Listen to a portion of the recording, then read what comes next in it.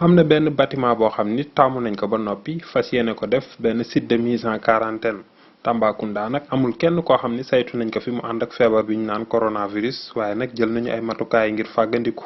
dina servir site de quarantaine bu situation bi yegsee foofu mais ñoo ngi ñaan bien sûr yàlla dimbale ñu bañ ko utiliser.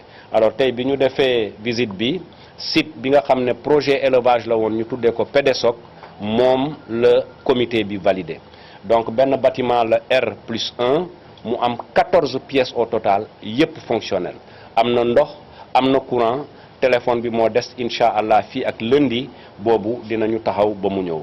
ci ñu indi seen ndimbal bokk na ci Lassana Kanté bu Manko Taxawu Sénégal maître Sidiki Kaba ministre des forces armées ak député maire bu Tambacounda di Mamba Lolo. Madar, eau de javel, omo, saabu ngir dimbale gouverneur de la région ndaxte moom moo fi toogal président de la République.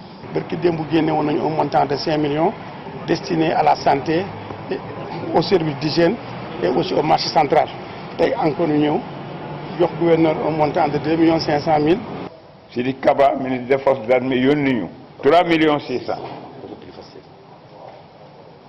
ñu yëkkati ko tekk ci loxo gouverneur.